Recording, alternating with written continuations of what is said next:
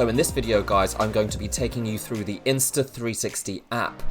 I'm going to be showing you every feature that this app has. It's going to be a full guide through every tab, every option, every way to edit. By the end of this video, you'll know pretty much everything you need to know about the Insta360 app, so let's get started. Okay guys, so when you launch the app, this is what awaits you. This is the home screen.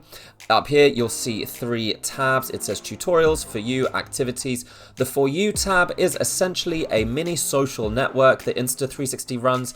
It just allows people to upload their content. People can comment, like, and it's actually quite a good way to, I guess, get some ideas. You don't have to participate, obviously, but if you just scroll through this, you'll see what people have been making. And I've definitely myself found some new and interesting shots and effects that I'd never thought of before, just by having a quick scroll and seeing what people are doing.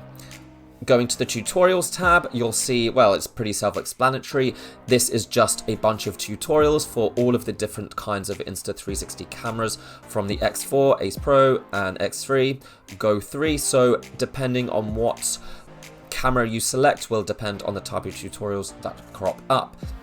But these tutorials can be quite useful. They're mostly video tutorials, just showing you exactly what you need to do to get some basic editing.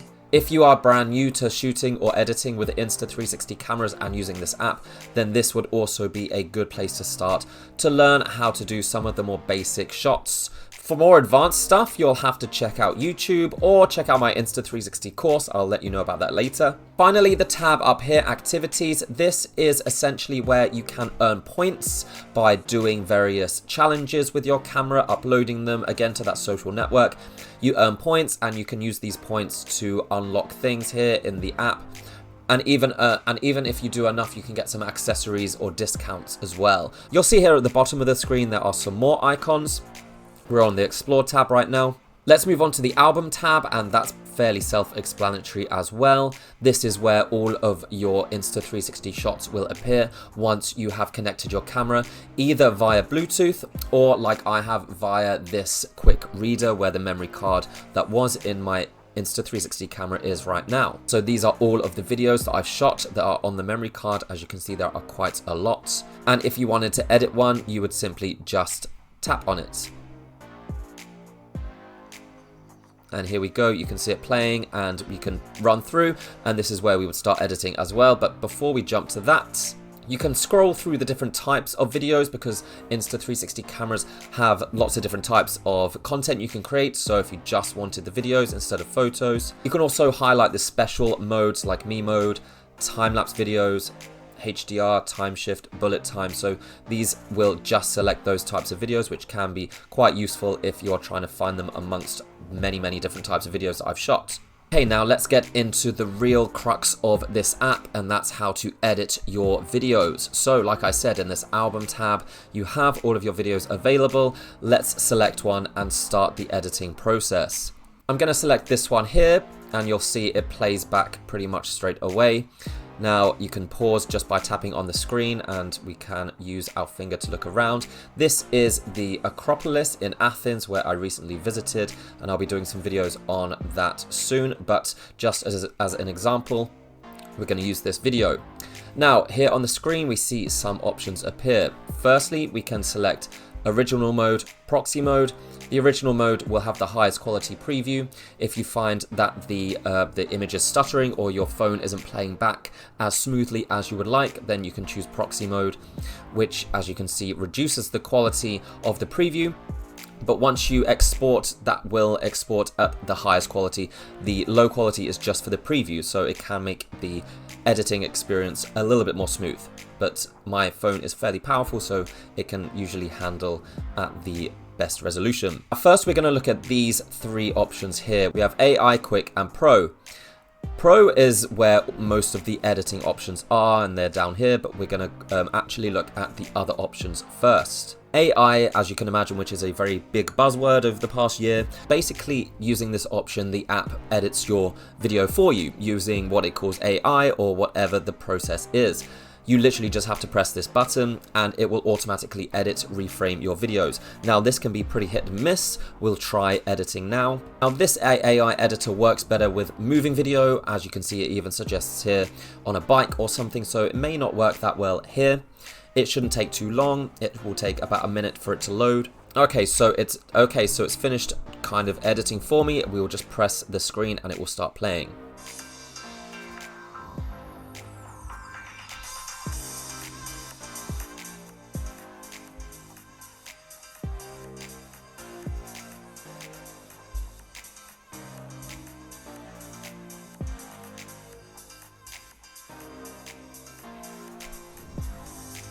Okay, so there we go. That is completely done by AI, and to be honest, it wasn't too bad. It definitely isn't how I would edit it if I had full control, but you can see it just is a very quick way to create some content without having to do any of the more longer process of editing. But moving on now to the Quick tab. This is a slightly more complex editing process, but quicker than Pro. As you can imagine, that's why it's called Quick. So in this mode, which is actually new for this version of the Insta360 app, there was a similar editing mode in the other versions of the app, but this has been tweaked with some more options available. So we can see here we have a white button here with the arrows either way. You can see it more clearly now. This allows you to control the position of the camera literally by dragging your finger. The more you drag, the faster it will pan, and you can use this basically as a kind of joystick to control where the camera is pointing at any one time. However, you can also, as you can see here, maybe from how I'm moving my phone, you can use the phone's gyroscope, so literally the manual action of moving your phone, to move the camera position as well. Now it's kind of hard to show you in this top-down view, but this is how you could also control the camera's position. Now, in order to start actually recording, press this red button. So let me give you an example. If I just wanted to use a joystick, I would press this red button. And now the video has started recording, and I'm going to use the controls here to make a video. Now, to make your videos a little bit more dynamic, you can also zoom out, and you can combine the two, zooming in and out. And when you want to stop recording, you just press the red button again and that clip will be saved. And you can see here where it says 1, that is that clip that I just made. Probably won't keep it because I wasn't doing my best job. And you could once again make a completely different clip by doing the same thing over again.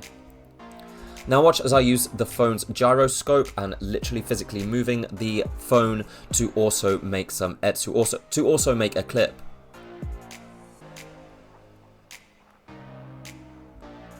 You can hold down this key, zooming in and out. So to make full use of the physical mode, I would have to move the camera out of shot because I would be moving basically in a 360-degree field of view. So this isn't the best way of showing you that, but hopefully you get the idea. You also have some shortcuts here, so if you wanted to pan around in a very smooth 360-degree field of view, you could just tap this button and it does a pan. And you can start recording while that's happening, and that will record a 360-degree pan. You also get more natural movements when you use the physical gyroscope. Using this physical movement results in less robotic-looking movements, which can happen when using the other editing modes. Up here you have some more options, for example, deep track. If you wanted to track a subject, let's try and track this person here. And the object or subject will be tracked for as long as the camera can lock on, which is actually pretty good. And you also have an automatic front and rear view option. So using the Quick tab is the second quickest way to edit your footage, AI being the quickest, but this tab gives you a lot more control, albeit it can be a little bit clunky to use this kind of joystick, touchscreen joystick, and physically moving the camera means you literally have to physically move your body quite a lot. But now moving on to the Pro mode, this is where you can do what's known as reframing, which is much more intricate, a little bit longer, but gives you the maximum control over your videos. If you've done any Insta360 editing before, then you'll know what the game is, but I will take you through it anyway. Wherever you want to start your shot, whether it be in front, behind, you just drag your thumb to where you want the starting point to be. I want it to be facing me. Then you press the plus button here, the yellow plus button, and that will mark your first keyframe. Then you drag along the timeline that's at the bottom here, just say for 4 or 5 seconds, and then wherever you want the camera to be facing at that moment, you once again drag with your finger, thumb, and you can zoom in and out as well. And once you've chosen your position, then you press the plus key again. Now you've made 2 keyframes. And as you can see, the camera will now move between those 2 keyframes.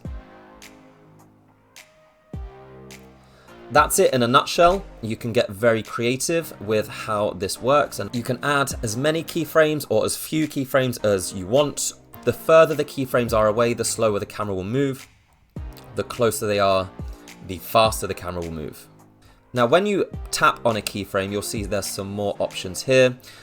This refers to basically the field of view that you want the camera to be. There are some preset options.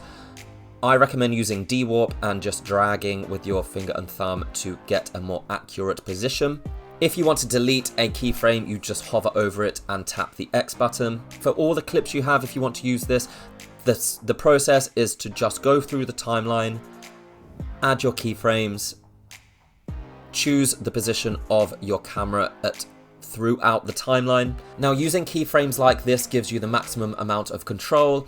This is also how people tend to edit those really cool shots you see on YouTube. If you've seen some of my tutorials, then you'll see how this can be used to create some really cool effects. What you're seeing now is a very basic edit, but if you want to learn how to create those awesome shots you've seen probably on YouTube or Instagram, please check out my Ultimate Insta360 video course, which with over 60 lessons teaches you exactly how to shoot, edit, and create these kinds of shots. I started with 40 lessons and now I have over 60 with more added all the time. I take you step by step, very slowly and methodically, exactly what you need to do to create these kinds of shots. And I've had lots of subscribers say it's really helped them get the most out of their Insta360 cameras. So I have a special discount available for my YouTube viewers, so check that out. The link will be in the description, but let's get back to this tutorial. Using this reframing, we can create all kinds of shots, and there's so many that you can do. There's so much creative potential using these keyframes, zooming in and out, and just being creative with how you shoot, how you edit. I mean, this could be a really awesome shot, which could create very quickly. You can imagine what that would look like just by adding those keyframes in those positions. That is the basic reframing tutorial, but there are some other options here we can see at the bottom. We're going to go through them. So we start here with trim. It's fairly obvious what this means. You can trim the start and the end of your clips just by dragging along both sides. So if there's a part that you want to cut out at the start or the end, you can do that as well. Now, jump cut is slightly more interesting. It basically means you can delete a middle section of your clips. The next option allows you to change the aspect ratio, which is very simple. You would use the 9:16 if you are shooting for TikTok or Instagram Reels to be specific, and 16:9 for YouTube, 1:1 Instagram Stories, and this is a kind of cinematic aspect ratio, which can look really good actually. The next option is snapshot, which basically allows you to take a photo of whatever view you have there. So click that and it will either save a flat image or a 360 image. Stats is only available if you either have the GPS remote or a Garmin, something that can track your speed, acceleration, even heart rate, and that will appear on the video, more likely for fast moving action shots. You can add music. There are many different songs already available on the app. However, these are not all copyrights free, so be careful if you're trying to monetize a YouTube channel, because this will kind of demonetize you. Freeze is, as you can see here, an option for, again, moving video, which allows you to freeze the shot, pan over, and then continue. It looks really awesome. I can show you an example here. I guess it could work for any video, but it's more for fast-moving action shots. Motion ND allows you to add motion blur to your video. Once again, moving video would be the best way to use this, but even with the camera movements, it will add a motion blur, which can look more dynamic. Changing the spread changes how much of the area of the video the motion blur applies to, and the intensity is obviously how intense the motion blur is. Roughly keeping it where it is usually works. Deep track we have already talked about. It just allows you to track an object. It could be yourself, it could be someone else, and it works for as long as the camera can see that object or person. And the rotate option allows you to rotate your keyframes, which may be useful if you wanted to create a less robotic looking effect. Definitely adding some rotations in your keyframe makes the video look more natural. Next up is multi-view. As we see here, tap that. This basically allows you to add another camera within a camera or another view within a view. So let's see what that looks like. And choose which part of your video to apply the multi-view to. So let's just drag along for a little bit of the timeline, and then you can select what kind of view you want. So you can see here it's been added. Because there are two lenses, it can basically give you the opposite side of the camera to where the view is right now. So that's one side, this is the other. Or we can do half and half. Or for a car multi-view, which obviously is better when used as a car, basically you can just change where the camera is viewing. I think actually that one looks pretty good. So there we go, we can have two views at the same time.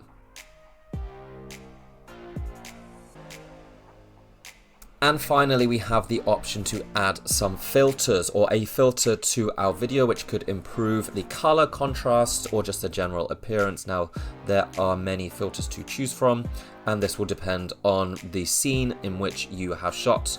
Often, it can improve the look of your video to add some type of filter. So when you are done editing, reframing, trimming, and doing all of those different edits to your shot, it's time to export the clip. Do that by pressing the export button here on the top right hand side. You can choose to very quickly export with the default settings, which you don't have to worry about, or you can select to directly upload to whatever social network you want to. But I pretty much every time recommend clicking this custom button and doing your own settings, which won't take long at all. I recommend boosting this to 4K and having the bitrate between 50 and 100, so usually around 80 is probably best. This will result in larger files, but usually the quality will be a bit better. If you're worried about file sizes, then dragging it back down to 50 should be fine. And then just press export and the file will be saved in your phone's memory. But this isn't where the editing ends. This isn't the only options you have. Let's go to this edit tab here. This is where you can again create some special effects automatically using AI editors. You can also combine multiple videos together and add some effects. Now, let's take a look first at what's called the Shot Lab. This is where the automatic AI effects that Insta360 does push quite hard are located. Now you can see what they are. It gives you some examples. These effects are created automatically as long as you follow the shooting tutorials that are available when you select on the type of shot you want to create. It will give you a tutorial on what you need to do, how to shoot it. If you follow those instructions, you can then use this magic button to create that kind of effect very quickly without any editing yourself. So let's just choose one, for example, this bullet time mix, which I have recently used because I've shot a lot of bullet time videos. Use this theme, and now I just simply need to select the type of shots, which are all bullet time. I just need to select 3 or 4 of these and it will automatically create the video. So there are a couple of dozen of these special types of shots. Some of them are a little bit gimmicky and actually quite hard to create even while shooting or following the shooting instructions, but some of them are pretty awesome. For example, the fly laps I really like. Flash Cut is another automatic video creator. Basically selecting one of these with the themes available combines your clips together, adds music, adds transitions. So I've selected my clips and now the app is automatically going to create a short video.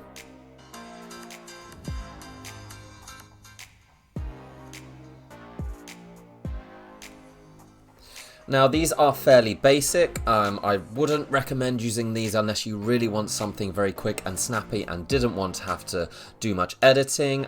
It basically just adds music and transitions to your already edited clips, but I recommend going into this Create a Video tab, which allows you to much more intricately control what kind of video you can create. So let's select the clips that I previously edited. Now in this section, I've selected my clips. I can now combine them together. And really this is quite an advanced video editor now. Firstly, I can change the position or the order in which my videos play. So maybe I want to move this here. Just hold down on them and drag along. And then I think I want to have this one at the end. So there we go, we've changed the order. Now the next thing we can do is add some transitions, which will make your videos look a lot more dynamic. So when these two clips kind of change from one to the other, you can see this little white line here, and I press that, and that gives us some transitions. Now there are plenty to choose from, but any is better than none. I think this can really add some impact to your videos and make them look a lot more professional. So let me play and I can show you what they look like now.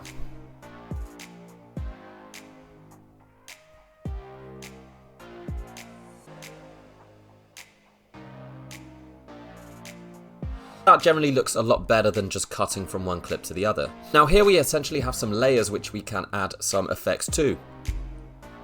We can start by adding music. As I said, not all of these are copyright, so I'm not going to play them here, otherwise this video might get demonetized. There's plenty of music to choose from, and you can extract your own music, you can add your own, even local files, so you can add sound effects as well if you'd like. The next option is the ability to add text, which I think again will make your video look a lot more professional. You can select from a template, of which there are many. For example, I can edit this one here to say, and if you wanted to change how long it was on the screen for, then you drag along here. You can add multiple different text as well throughout your video. Also add your own text that's not a template, just press the add text button. You can change the color. You can have multiple different layers as well. You can have more than one text on your video at once. Little key here which basically copies. Tapping on the text, you will also be able to change the font, and there are many fonts available. Next, you can add stickers to your video, which, well, not always useful, but some animations may make your video look a little bit more interesting. I don't tend to use these. And finally, there are some special effects you can add. There's the last layer here at the bottom, the special effects layer. Again, it won't be useful for all types of videos, but play around with these and see what it can do. Again, for action shots, a lot of these are going to be useful or make your video look a little bit more dynamic. Once you've done combining all of your videos, added any effects that you wanted, or any text or music, you're again ready to export your final combined video, and you do that once again with the export option. And I once again suggest using the custom tab and exporting at 4K at the highest bitrate that you can afford, considering how much memory you have. Okay guys, so that's it. That is my guide to the Insta360 app in 2024. This is basically everything you need to know about the app. That's pretty much every option you have for editing. If you're new to Insta360 cameras and editing, then it may take a little time to learn everything. Like I said, I have that video course, and that really will help you get ahead and very quickly into making some very impressive advanced shots quicker than you would otherwise. If you found this video useful, please like and subscribe. So until next time guys, I'll see you around. Bye.